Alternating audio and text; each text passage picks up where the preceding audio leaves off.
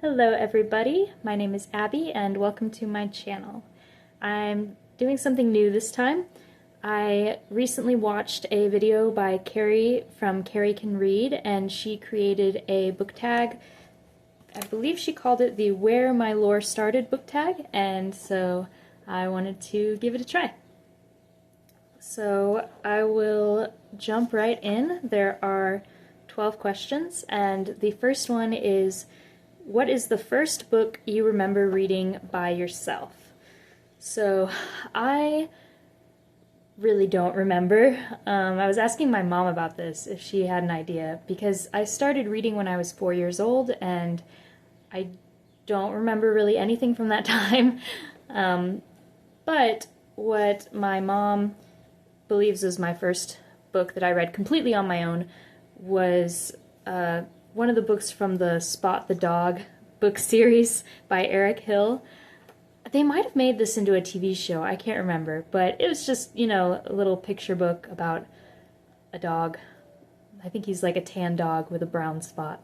And I guess even from that time, I really enjoyed books with animal characters, and especially dogs. Not much has changed, so that is probably the first book that I read completely by myself. The first book that I actually remember reading, there are a few.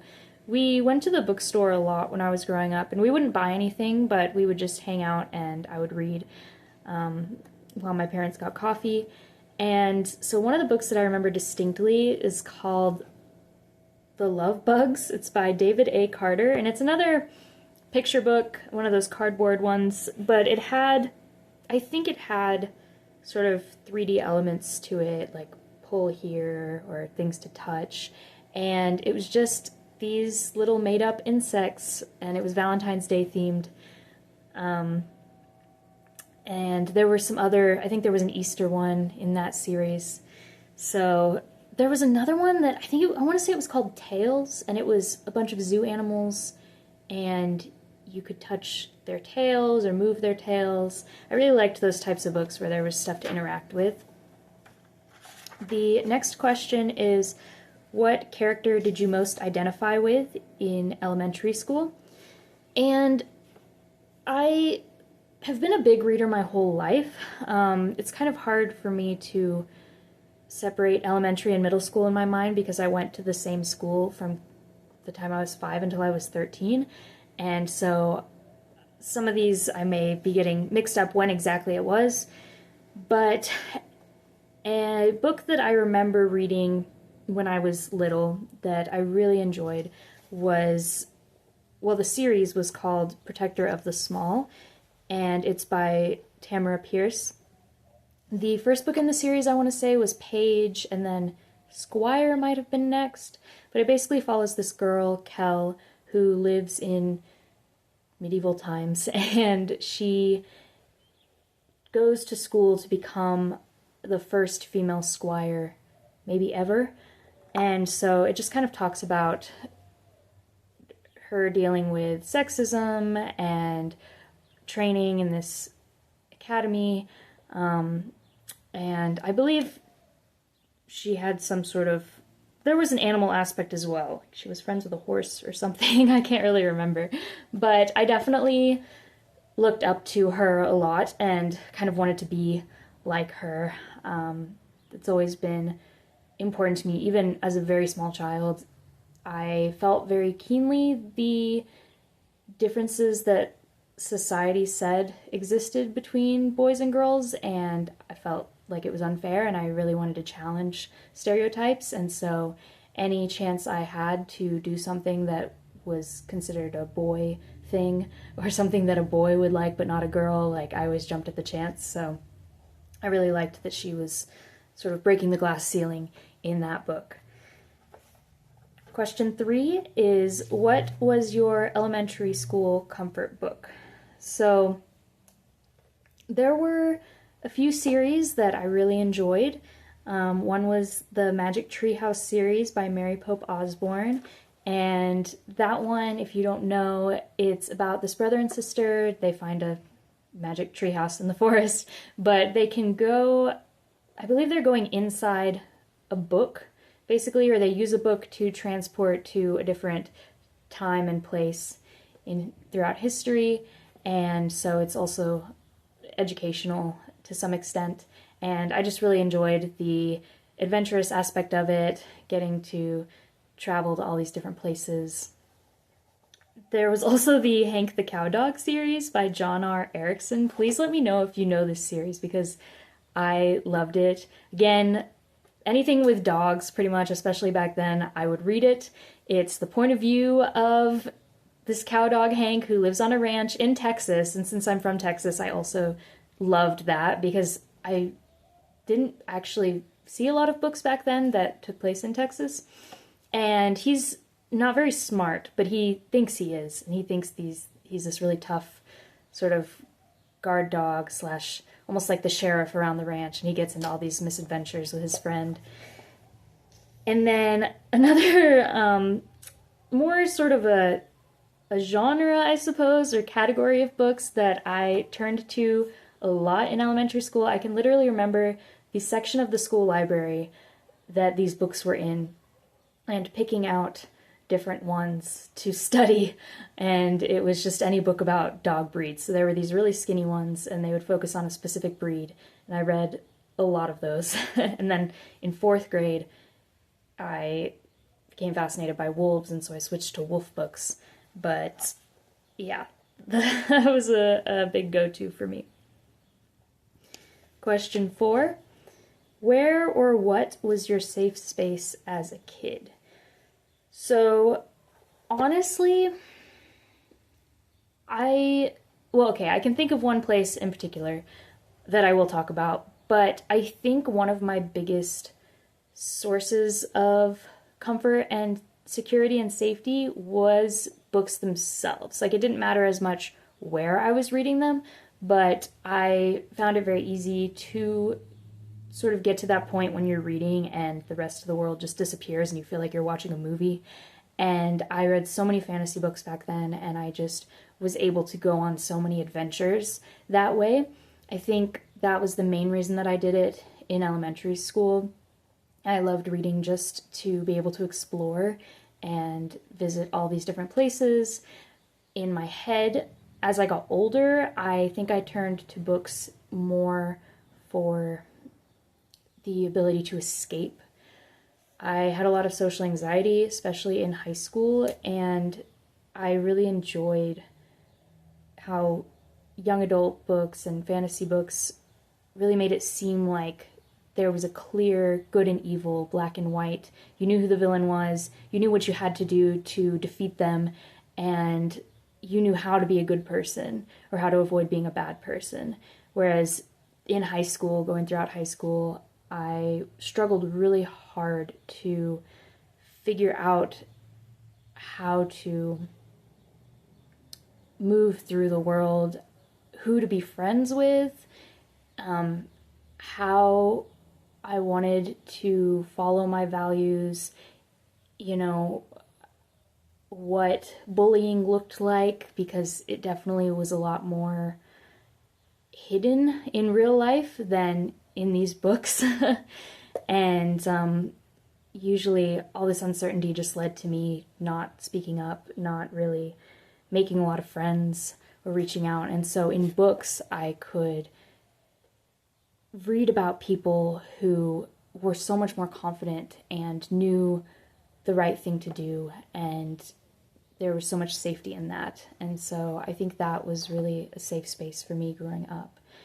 Now, up until I was about 10 years old, a physical safe location, which doesn't have to do with books, was my grandmother's house on my mom's side. So my grandmother lived right next door to two of my cousins and their parents. And I have a really large family. I have 20 first cousins on my mom's side, and so a lot of us after school would gather at my grandma's house / my cousin's house, and we would just run back and forth between the houses and get up to all sorts of shenanigans. And I think it was just a very comfortable place. All the birthdays were held at her house. She was very loving to the grandchildren, and it was just, looking back on it, it felt like a really idyllic time to grow up. So that would probably be the closest thing to a safe place that I had as a kid. Question 5, how has your taste in books changed since childhood? So, yeah, I've gone through some changes as I've gotten older. I read a lot of fantasy, like I said, as a child, and then as a teenager, I pivoted more into the dystopian, YA dystopian, like Hunger Games and Divergent and all those. And then as I became an adult, I found myself in this uncertain place where I didn't really know what books were for me and what adult books I would enjoy. I had this idea in my head that I'm glad I got rid of, but for a bit I thought, oh, well, I can't read YA books or middle grade books because I'm an adult. I'm not a young adult. I'm not a kid anymore, so it would be like almost improper for me to read those books, but I have started reading more YA again, and I do enjoy quite a few of those books. But really what I started getting more into were mystery and thriller books. I had read those throughout my childhood, especially because that's my mom's favorite genre, but I think I started reading more of them as an adult because it was kind of like a comforting place that I knew I liked.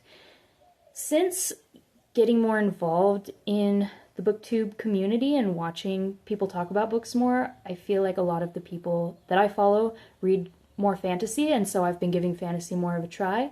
And I would say it's hit or miss. I've definitely read some books that I enjoyed, and so I'm trying to branch out more into all sorts of different genres, and it's been going pretty well.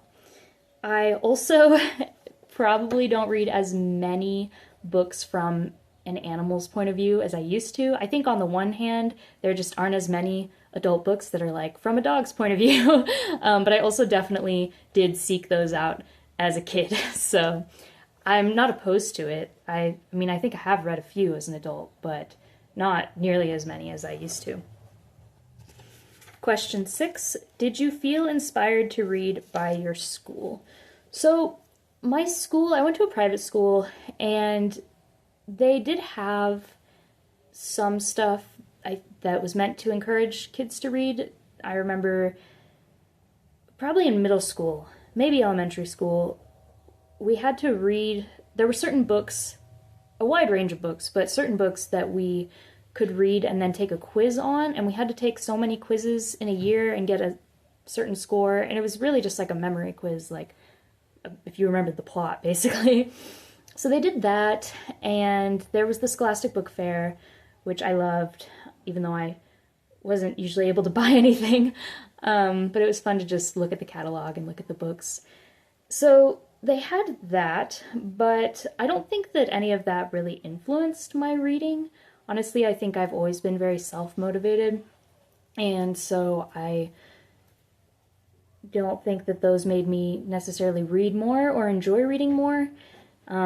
It also would have been hard to read any more than I already was. I was literally reading under my desk during class and like while my family was trying to watch a movie together. So there is that. I would say I think probably the biggest influence on my interest in reading was my parents, especially my mom. Both my parents like to read. My mom is a huge reader, and we would read books together. We still read books together sometimes, like out loud, and share book recommendations. And so I'm really grateful to her for nurturing that love of reading. So thanks, Mom, if you're watching. Question 7, what book have you wanted to return to lately? Like from my childhood. I don't reread a lot of books. I've probably reread only a handful of books in my life.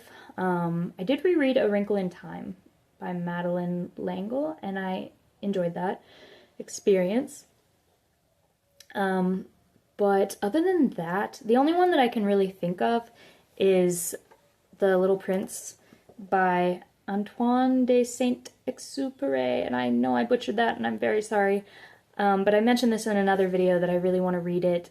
There's a version that has, I believe, English on one side and Spanish on the other side for each page, and I think that would be a fun way to improve my reading comprehension in Spanish. So that's probably the book that I would pick. Question 8, your favorite or a formative YA or young adult series? So, might as well get it out of the way. I was a huge Harry Potter fan growing up, and I mean huge. Like, had all the books, watched all the movies, went to the premieres for the books and the movies. My whole family was into it. My mom really got us into it. We went to the Universal Studios park, got a wand, did all that, like, was on Pottermore, did the quizzes, was so into it. Sadly, J.K. Rowling revealed herself and all the negative things about her, and has said and done some pretty crappy things since then, and so I've had to distance myself from that world.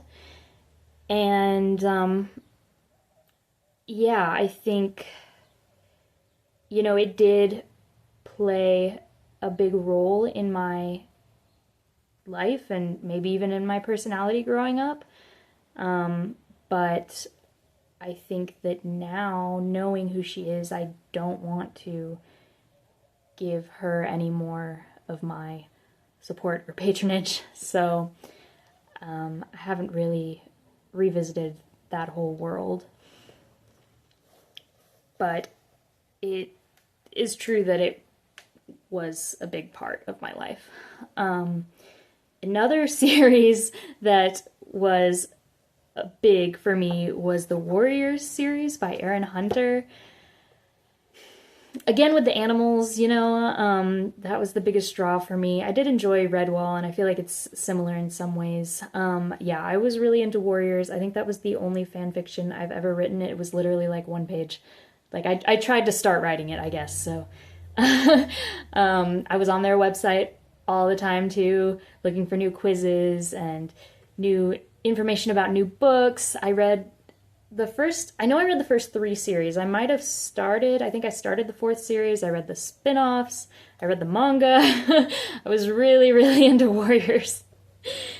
And then I also enjoyed, of course, The Hunger Games. Like I said, all of those dystopian books by Suzanne Collins. Suzanne Collins wrote another series, which is more middle grade than YA, I would say.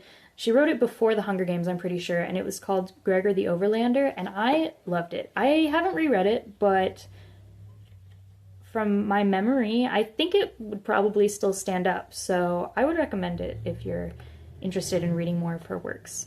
It was a lot of fun. It's about this kid who, there's a vent in his laundry room, and he goes down it for some reason and finds this whole underground world where people have been living down there for maybe hundreds of years, and there are all these talking animals like giant bats that you can ride, and human-sized rats, and dog-sized cockroaches, and he goes on all sorts of adventures. There are prophecies.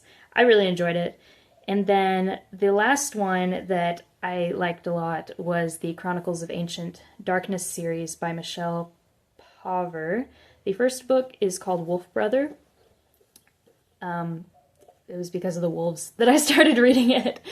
It takes place in, I want to say, like the Paleolithic period. And the main kid sort of adopts a wolf cub that has been, I think its parents had died, and they form a close bond, and then he meets this tribe, and again, adventures, prophecies, all of that kind of good stuff. That was another good one. I think that one might have also been more of a middle grade series, but I can't really remember. Question 9, a book you had to read in school but loved. So I don't even know if this would be like my favorite book that I read in school, but it's just the one that comes to mind for whatever reason. In high school, we had to read All Quiet on the Western Front by Eric Maria Remarque. And I think one of the reasons that I even remember this so strongly is because I'm not a big fan of war novels or historical novels, and it takes place during World War One. But it takes place on the German side, and I don't know, just the way that he narrated the book was so engaging to me. And it's really not about glorifying war. It's more about humanizing the soldiers and talking about how they're really just kids and all the stuff that they go through. And so I guess that really struck a chord with me. So I actually really enjoyed that one. I also loved Lord of the Flies by William Golding, which may be an unpopular opinion, but I don't know. I just thought it was really interesting and kind of scary and a fun little read. And then I did actually have to read The Hunger Games for my freshman year in high school, believe it or not. So that was pretty cool. I appreciated that. That might have been the reason that I started reading that series. And I'm glad I did. Question 10, your weirdest favorite book? Okay, so as a kid, there was this book that we might have owned. It was called The Stinky Cheese Man and Other Fairly Stupid Tales by John. I don't know how to pronounce his last name. I don't know if I should even try. But it'll be on the book here. It was, just sort of a retelling of fairy tales. Like The Stinky Cheese Man was a retelling of The Gingerbread Man, but it was in a weird, funny, crude way. The drawings were kind of creepy, but I just thought it was interesting, the retelling aspect of it, and yeah, I thought the books were really funny, so I remember reading that one a lot. There was this other book that I could not tell you what it was called, but I can tell you what it was about. Because it was another nonfiction book, and it was this chonky book about dog breeds. So, like I said before, dog breeds were kind of my thing, my special interest, if you will, when I was in elementary school. And I got this big book, and I read the whole intro until they got up to, like, listing the dog breeds. And then once they got to that part, I started taking notes for every breed about their temperament, their history, their physical characteristics, just basically rewriting the book, honestly. So, yeah, I would say that's weird in the sense that it's probably not what most kids my age were reading, but it was a good time. Question 11. If your 13-year-old self could live in a fictional world, which would it be, and is it different from the world you would choose now? So, unfortunately, my 13-year-old self probably would have chosen Hogwarts and the Harry Potter world because, like I said, that was my whole thing. But now I would actually say the world in A Psalm for the Wild Built by Becky Chambers. So, it's not a magical world or a fantastical world, really, in a lot of ways, or at least not in a traditional way, but when I read this book, it made me so sad that I didn't live there. Like, I feel like it is the most optimistic vision of how the world could be, and I don't think we'll ever get there, and just realizing that, and I read that before this year, and so I think I would be even more depressed now if I read it now, but I read it last year, I'm pretty sure. It's a world where climate change, like man-made climate change, doesn't really exist anymore. We've kind of figured out how to make biodegradable everything. There aren't really any of the isms, racism, sexism, homophobia, transphobia, like everyone is just accepted. All pronouns are accepted. It's not a big deal at all. It was just wild to read about this world. And yeah, I mean, I think it's cool. It was cool to see. And I would give anything to actually live there. So priorities have changed since I was a child. The last question is there a newly released book you wish you had when you were younger? So I have two. One is Loveless by Alice Osman. This book follows an asexual woman who is in her freshman year in college and just sort of learning about her identity and working through it and working through how she feels about different relationships in her life and what she wants out of a relationship, and maybe feeling, different or trying to pressure herself into being a certain way. I related to this book so hard, and I think if I had had it in college, it would have made a big difference. I have struggled for a large part of my life with accepting my sexuality, and I tried so hard in college to be something that I wasn't, and I put so much pressure on myself and I beat myself up so much, and I just really loved the way that the main character learned to love herself and appreciate herself and really appreciate the strong relationships she had with her friends and how important those relationships are, regardless of any other type of relationship, regardless of whether or not you're in a romantic relationship. And yeah, I don't know, I kind of wonder if reading that book would have changed anything for me. The other book is also on a little more of the serious side, and I think this was the one that I got. I don't have it anymore, but basically, it might have been during college, but definitely after college, I started doing a lot of research on obsessive compulsive disorder because that's something that I have struggled with since I was a toddler, and I just wanted to know more about it so that I could work through it, I guess. I found a group online, and someone had mentioned the Mindfulness Workbook for OCD by John Hirschfield and Tom Corboy. Yeah. And it was really important in helping me learn why I think the way I do, why I struggle with the things that I struggle with, and giving me some tips to work through things. I think more than anything, it does have a lot of tips and exercises to work through obsessions, but more than anything, I think it gave me a good mindset around my illness and just a way to think about it that didn't make me feel like such a weird person or such a selfish person or weak person. It was really eye-opening for me, and so if that's something that you struggle with as well, I would recommend this book. I found it really helpful, and it covers, because OCD is a spectrum, and it covers so many different types.